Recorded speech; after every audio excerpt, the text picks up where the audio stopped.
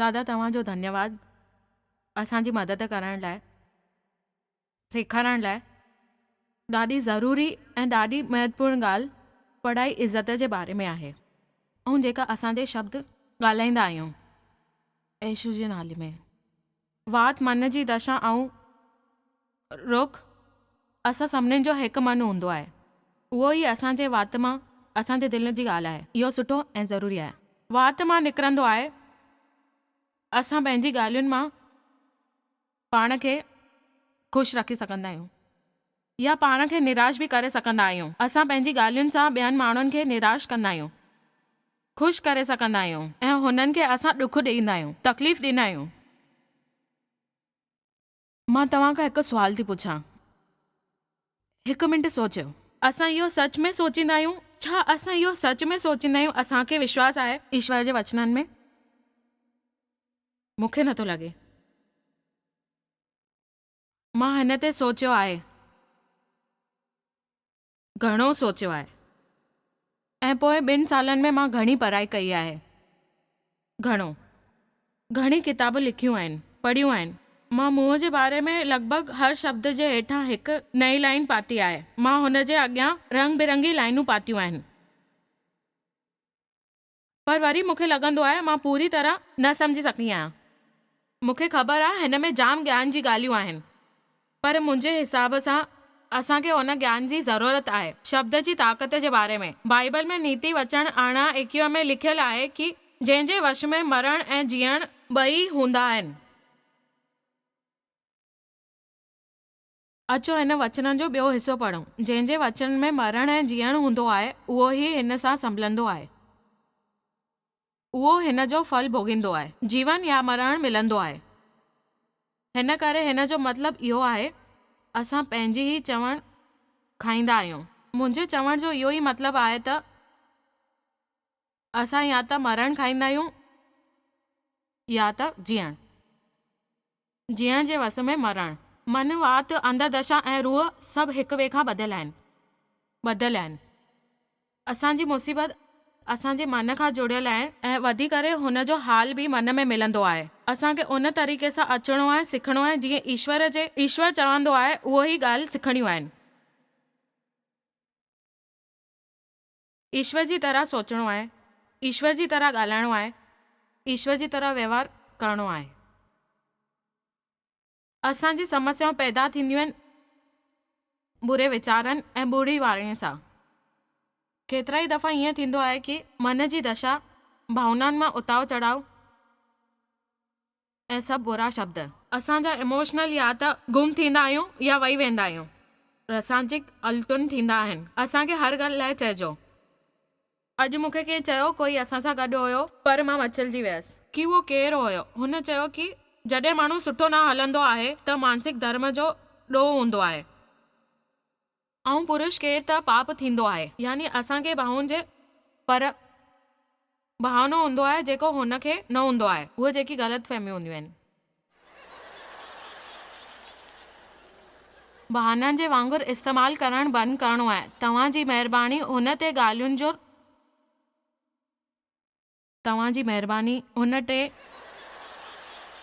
ॻाल्हियुनि जो जेको कीअं आहियां मां हुन खां सुठो थी फैलायां। जेतिरो तव्हां सम्झी सघो मां चवंदी आहियां तव्हां सम्झी वञो।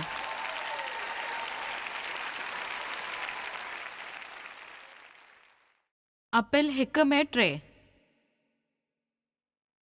शुरूआत में ईश्वर आकाश ऐं ज़मीन जी सृष्टि कई। ज़मीन बेदल ऐं बेकार सुनसुनी पई हुई। मां न मञींदी आहियां कि ईश्वर इहा ऐं बुरे वक़्त में ठाही हूंदी, पर पहिरीं आऊं बि हाजात जे विच में ज़रूरु कुझु ठाहियो हूंदो। जीव जे बारे में असांखे न ॿुधायो हूंदो। हिन जे विच में कुझु वॾो पाप या लड़ाई थी हूंदी। कुझु वॾा मञींदा आहिनि इहा तॾहिं जी ॻाल्हि आहे जॾहिं शैतान स्वर्ग खां ॿाहिरि कढिया विया हुआ। हुननि धरती ते अचणु शुरू कयो।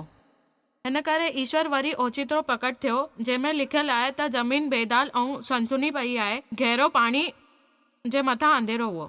ईश्वर जे आत्मा पाणीअ जे मथां। हाणे हुन जी कल्पना कजो, हर शइ में कल्पना कजो। इहो थी सघंदो आहे वॾो। हिते मौजूदु कंहिंजो जीव हिकु अहिड़े टाइम ते हूंदो जॾहिं सभु सुठो हूंदो। पोइ तव्हांजे जीवन में शायदि कुझु ख़राबु न थियो हुयो। असलियत शादी, शोषण, उदासी, ख्वाब टुटण, कम जी वधीक लाल खां थकिजी पवण, अहिड़ी ॾाढी ॻाल्हियूं थी सघंदियूं आहिनि। हाणे तव्हांखे महसूसु थींदी आहिनि तव्हांजो हाल बुरो आहे, तव्हां ज़िंदा आहियो, पाण खे मुश्किल में पाईंदा आहियो, तव्हांखे मदद जी घुर्ज आहे। अचो अॻियां ॾिसूं छा थो थिए। ईश्वर चयो कि सदा रोशनी थिए, इहो न चयो केतिरी समस्या आहिनि, असां कॾहिं हिन खां मुक्त थींदासीं। मां ॾाढी दुखी आहियां छो कि मां तव्हांखे ॾाढो सुखी जीवन ॾिनो आहे ऐं ॾियो तव्हां छा करे छॾियो आहे। ईश्वर हर मुश्किल खे ॾिसंदो आहे, चवंदो आहे हिते रोशनी थी वञे। हिन जो कारण ॿुधायो। रोशनी टेंशन अंधेरे खां खटी वेंदी आहे। जीवन हमेशा मौत खां ॾकंदो आहे। ग़लति शब्द हमेशा सही वचननि खां हारींदा आहिनि। तव्हांजे वात में हिकु हथियार आहे, तव्हांखे न ख़बर आहे कि उहो केतिरो ताक़तवर आहे। काई हैरानी कान्हे कि असांखे लालच थींदी आहे, हर ॾींहं में 24 कलाकनि में बेकार बेवकूफ़ जी ॻाल्हियूं कंदा आहियूं। मां चवंदी आहियां तव्हां ध्यानु ॾियो, तव्हांखे कोई परेशान कंदो आहे ऐं केॾो मुश्किल थींदो आहे ऐं तव्हां कोई ॻाल्हि न कजो। चरिया पिया वांगुरु कुझु अहिड़ो हाल थींदो आहे। मां चवां थी त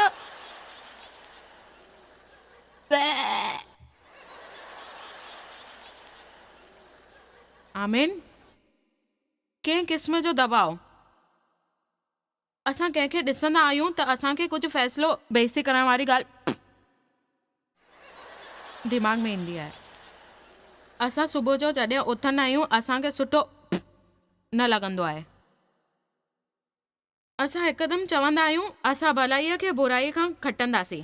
ईश्वर जे वचन में केतिरी ताक़त आहे। रोमन 12:21 इहो वचन मुंहिंजे लाइ जीवन में बदिलाव लाइण साबित थियो, जेको ईश्वर इस्तेमालु कयो हो। मूं ते इस्तेमालु करण लाइ मां हुननि जी चवनि मना ऐं पंहिंजे पीउ जी सेवा कई। 15 सालनि ताईं मुंहिंजो शोषण कयो हो। हिकु तरफ़ सां चयो हो त हुननि खां 200 दफ़ा मूंसां गॾु बलात्कार कयो, पर ईश्वर मूंखे हुन खे माफ़ करण ऐं उन जी देखभाल करण लाइ चयो जेसिताईं हू ज़िंदा आहिनि। छाकाणि त हुननि चयो असां भलाईअ सां बुराईअ खे खटी सघंदा आहियूं। तव्हांजे जीवन में काई परेशानी आहे, सुठो हूंदो त तव्हां जेतिरो थी सघे हर हाल में हर मिलण वारे माण्हू सां सुठो व्यवहार कंदा, कोई मौक़ो न विञाईंदा, छाकाणि त ही तरीक़े सां तव्हां शैतान खे सुञाणे सघंदा। सुठा माण्हू, सुठा माण्हू, सुठा माण्हू, सुठा माण्हू, सुठा माण्हू, सुठा माण्हू।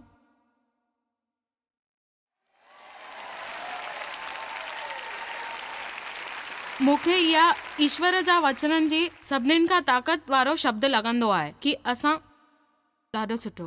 इन करे बाइबल में असां पंहिंजे दुश्मन लाइ प्रार्थना करणु सिखिया आहियूं। जॾहिं कोई तव्हांजो दिलि दुखाए थो, सुठो कमु थींदो आहे। उन लाइ दुआ करियो कि बुराई जे बदिले भलाई कयो। गहरे पाणीअ में इलाही अंधेरो हो। ईश्वर अची करे अंधेरे लाइ न चयो, उन्हनि चयो कि रोशनी थिए। हुते बि रोशनी थिए, छाकाणि त रोशनी अंधेरे खां खटंदी आहे, ज़िंदगी मौत खां खटंदी आहे। ईश्वर तव्हांजे वात मां इस्तेमालु कंदो आहे, पर शैतान बि इहो ई चवंदो आहे। पवित्र आत्मा इंतज़ारु कंदियूं आहिनि तव्हांजो जीवन बदिलण लाइ, तव्हांजो सपनो सच करण लाइ, तव्हांखे ईश्वर लाइ ताक़त तरीक़नि सां इस्तेमालु करण लाइ। पवित्र आत्मा इंतज़ारु थी करनि कि तव्हां आनंद खे महसूसु कयो यीशु जे करे, पर असांखे पंहिंजो वात ईश्वर खे ॾियणो पवंदो। तुंहिंजे वात जो बचाव थियो आहे? ईश्वर साल पहिरीं मूंखां पुछियो हो। मां सॼे संसार में वञी करे प्यार ऐं सेवा कंदी आहियां। मुंहिंजो मतिलबु मूंखे वचन जो ज्ञान आहे। ईश्वर हिकु ॾींहुं मूंखां पुछियो मुंहिंजे वात जो बचाव थियो आहे? छो अहिड़ो महसूसु थींदो आहे तव्हांखे? शायदि तव्हां आर्तवार ॾींहुं बचियलु हूंदा आहियो, पर सूमर ॾींहुं कहिड़ो हाल थींदो आहे, जंहिंजे लाइ 31 हिकु ताक़तवर पनो आहे। ख़ासि करे हुन जी पहिरीं 10 लाइनूं। मां हुते वञी करे हे सभु न पढ़ंदमि, पर मूंखे बि ज़िंदगीअ में इहो इलाही दफ़ा महसूसु थियो आहे। मूंखे इहो ख़बर आहे तव्हांखे बि थियो हूंदो। बिल्कुलु। सभु माण्हू मुंहिंजे ख़िलाफ़ु हुया। मां पंहिंजी डॉक्टरी जांच कई, ख़बर पई कैंसर आहे, ऐं ॿियो अॻियां अॻियां अॻियां अॻियां जंहिं माण्हू जी असां मदद कंदा आहियूं ऐं जंहिंजे लाइ असां सभु कंदा आहियूं, जॾहिं असांखे हुननि जी सभिनीनि खां वधीक ज़रूरत हूंदी आहे तॾहिं असांजे ख़िलाफ़ु थी वेंदा आहिनि। इहे सभु चुकल छॾियुनि में ईंदा आहिनि। भॻवान हुननि खां पुछियो, माण्हू जा ॿार हीअं थी सघंदा आहिनि? तव्हांजी जीवन जी हालतूं बदिले सघंदा आहिनि? हुन जा वीचार प्राप्त करे सघंदा आहिनि? छा इहे ज़िंदा थी सघंदियूं आहिनि? हुननि चालाकी सां जवाबु ॾिनो। हुननि चयो, ईश्वर इहो न। तव्हांखे ख़बर आहे, सुठो जवाबु ॾिनो आहे। इहा समस्या मुंहिंजे लाइ वॾी आहे। तव्हांखे ख़बर आहे। ईश्वर हुननि खे चयो, इहा ॻाल्हि सम्झो, हिन हॾियुनि ते मन पिणु वाणी कयो ऐं हिन हॾियुनि खे चओ, हे सुकल हॾियूं, ईश्वर जे वचन मां पाण हॾी ठही करे ॾेखारियां। हे आहे ईश्वर जे वचननि जो कमाल।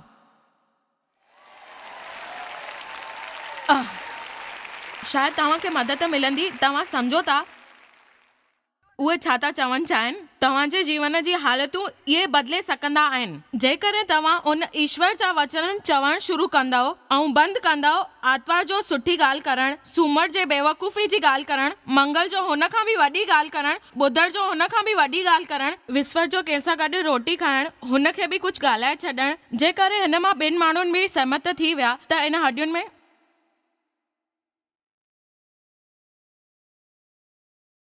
भव्य वाणू कयो। हिन हॾियुनि ते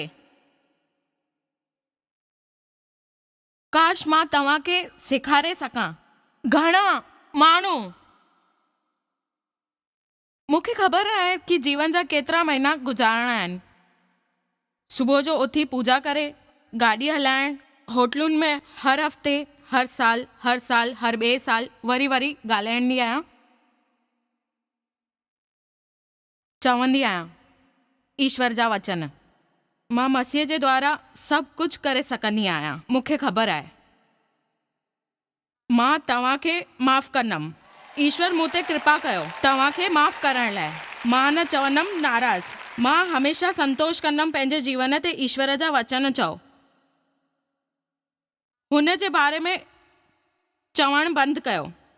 जेको तव्हां सोचींदा आहियो ऐं महसूसु कंदा आहियो, तव्हां उहो ई निश्चित कंदा आहियो कि ॿिए साल ज़रूरु ईंदा। तव्हां छा था सोचियो ऐं सम्झो था,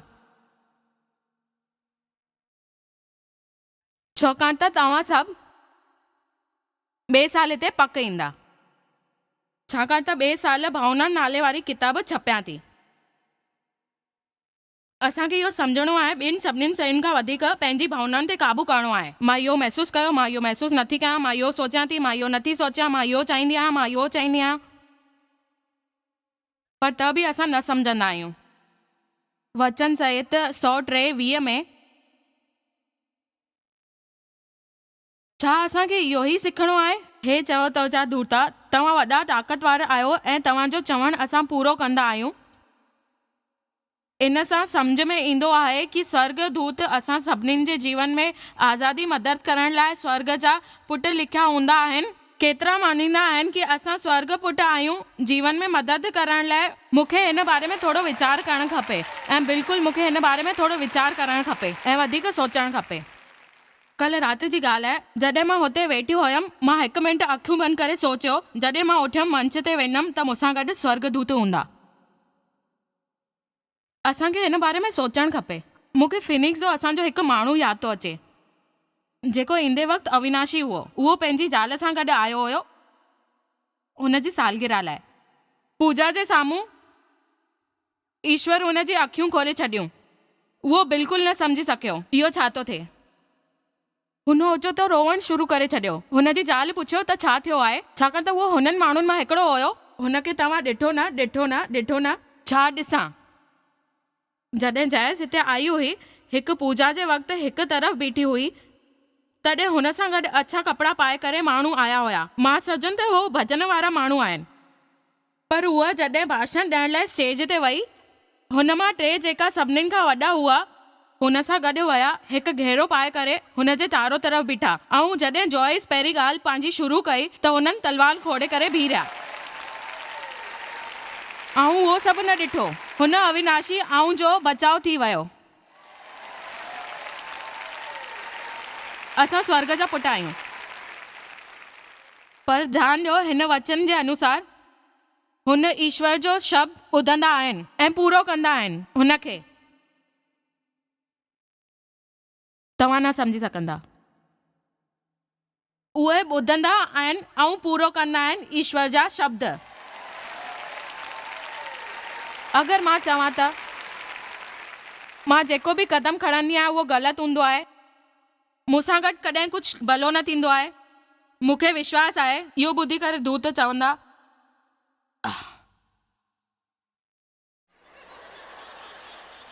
असांखे ॾाढी इच्छा आहे कुझु करण लाइ। मूंखे न ख़बर आहे दूत सम्झंदा आहिनि या न। छा तव्हां पंहिंजे दूतनि खे कुझु करण लाइ ॾींदा आहियो या ख़ाली वेही करे तव्हां मां तंग थी विया आहिनि? पर मां छा थी चवां, मां जेको कमु हथ में खणंदी आहियां उहो सफल थींदो, फलंदो फुलंदो आहे। इहो ॿुधी करे हिकदमि उथी करे चई सघंदा आहियूं, हलो कुझु कमु कयूं।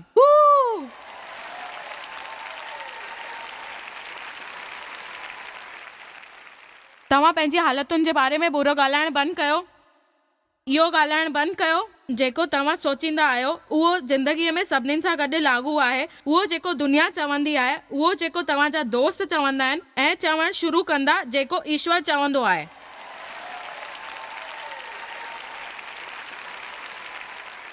मां तव्हांखे इहो ॿुधाए सघंदी आहियां, मां पूरे दिलि सां विश्वास कंदो आहियां, ईश्वर जो वचन हिकु हथियार आहे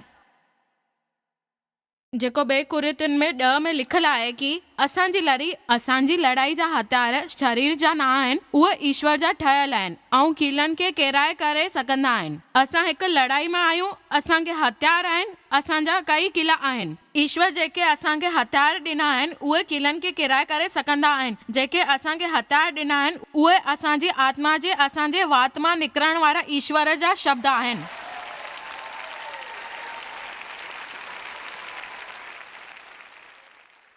शायदि सुभाणे डॉक्टर कैरन लीज़ असांखे ॿुधाईंदी कि असां जॾहिं सुठी ॻाल्हि कंदा आहियूं तॾहिं छा थींदो आहे। मुंहिंजो मतिलबु आहे कि विज्ञान जी नज़र में छा थींदो आहे, असां अंदरि जॾहिं नेगेटिव ॻाल्हियूं कंदा आहियूं असांखे ईश्वर जी ॻाल्हियूं ते भरोसो आहे। जेकॾहिं असांखे भरोसो आहे, ईश्वर जा वचन चवणु शुरू करणु खपे।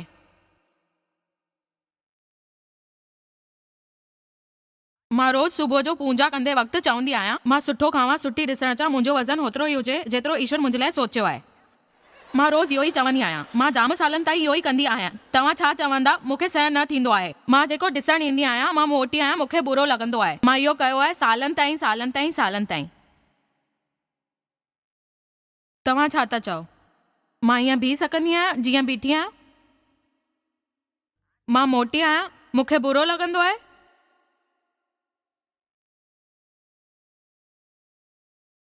तव्हां मुंहिंजी कुझु ॻाल्हियूं ॿुधी हैरान थींदव, पर मां हिकु ॻाल्हि चवंदमि बिल्कुलु सच। मूंखे ख़बर आहे कि बिल्कुलु ईश्वर जी कृपा सां मां हिते बीठी आहियां। माण्हू मूंखां पुछंदा आहिनि, तूं पंहिंजी सफलता जो कारण कंहिंखे ॾींदी आहीं? मां हिन सवाल जो जवाबु ॾियण लाइ परेशान थी वई आहियां, छाकाणि त बेशक इहा ईश्वर जी ई कृपा आहे, पर असांखे इहो ख़बर आहे कि असां इहो कमु करे सघंदा आहियूं। जे ईश्वर असांजे जीवन लाइ योजना में रुकावट विझंदा आहिनि, हिन करे असांजी जीवन जी योजना में मदद कंदा आहिनि। जॾहिं तव्हां सुबुह जो उथी करे जॉन मैक्सवेल चयो आहे त हर माण्हू जी नियत हूंदी आहे, हर हिकु ईश्वर जो बुलावो मिलंदो आहे पंहिंजे जीवन में कुझु वॾो कमु करण लाइ। इहो थी सघंदो आहे दुनिया जो सभिनीनि खां महान माण्हू ठहणु, महान माता पिता ठहणु या सभिनीनि खां वॾो वापारी ठहणु, पर हुननि चयो ॾाढा घटि माण्हू आहिनि जेके पंहिंजी क़ाबिलियत साबित कंदा आहिनि। मुंहिंजे वीचार में इहा सभिनीनि खां अफ़सोस जी ॻाल्हि आहे। हिन दुनिया में घटि केतिरा माण्हू आहिनि जेके बाइबल पढ़ंदा आहिनि, जेके ईश्वर चयो सभु करे सके, जेको करणु खपे हुननि खे या हुननि जे वाइदे खां।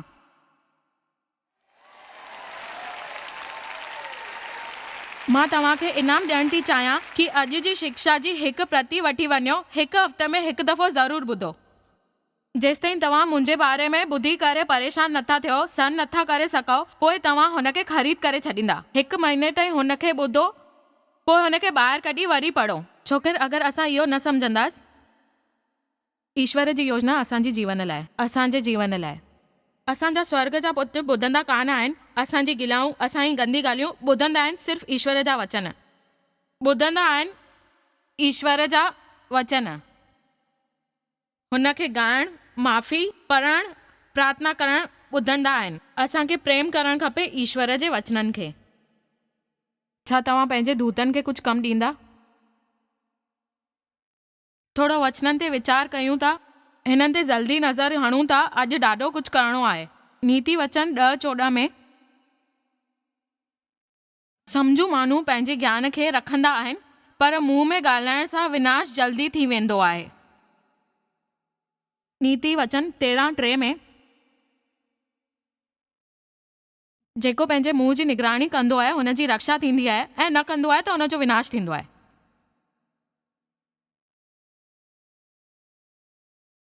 नीति वचन 6:7 में ॻाल्हि वधाइण सां चरियो मतभेद थी वेंदी आहे, पाण खे मार खाराइण लाइ तयारु थी वेंदो आहे।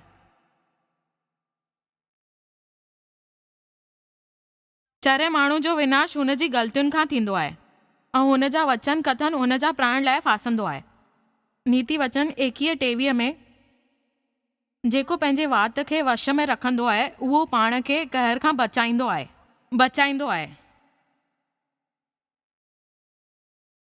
ॾिसो, अगरि तव्हांखे ताड़ियूं वॼाइणियूं आहिनि त पूरे दिलि सां वॼायो।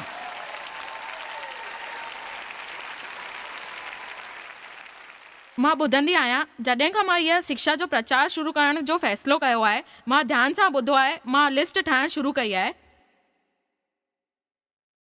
थोरी बेकार ॻाल्हियूं आहिनि।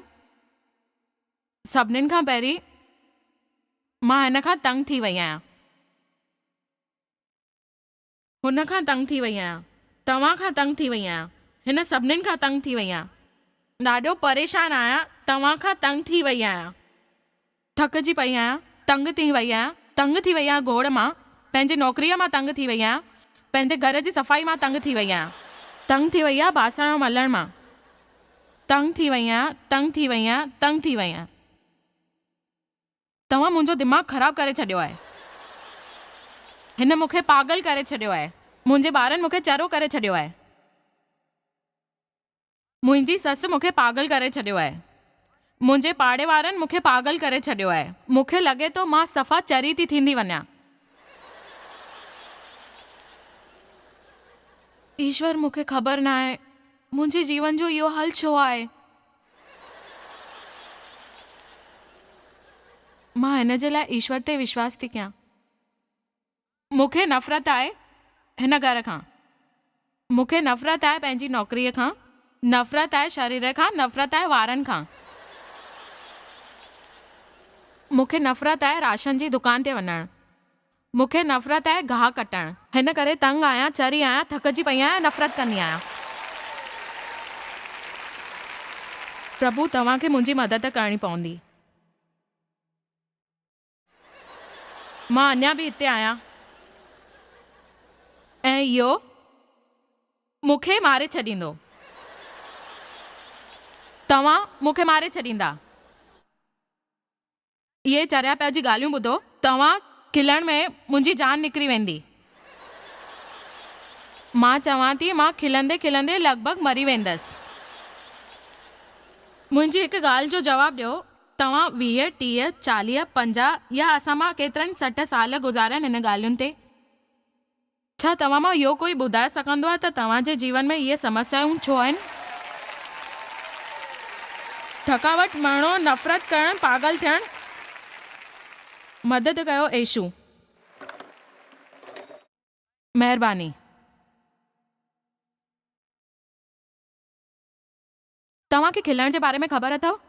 जॾहिं मां ज़ोर सां खिलंदी आहियां, पेट खां खिलंदी आहियां,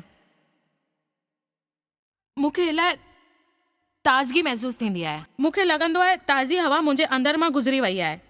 मूंखे हुन खां नई ताक़त मिलंदी आहे। हीअ मस्त ॻाल्हि आहे न? पर कोई चवंदो कान आहे। मां हेतिरो खिलंदमि, मुंहिंजे अंदर ताक़त अची वेंदी, ॾाढो सुठो महसूस थींदो। मूंखे हेतिरी खिल आई कि मां खिलंदे खिलंदे मरी वियसि। मां खिलंदे खिलंदे लॻभॻि मरी वियसि।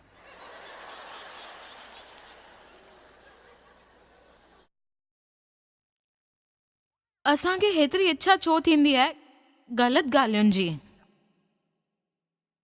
छा थींदो जेकरे असां परेशान थी वेंदासीं पंहिंजी भाषा खां? पंहिंजी भाषा खां असां चवंदा आहियूं तंग थी वई आहियां, वरी ईश्वर खां पुछंदी आहियां कि मां छो थकिजी करे हारिजी वई आहियां, छो त तव्हां हिन हफ़्ते 500 दफ़ा इहो शब्द चयो आहे।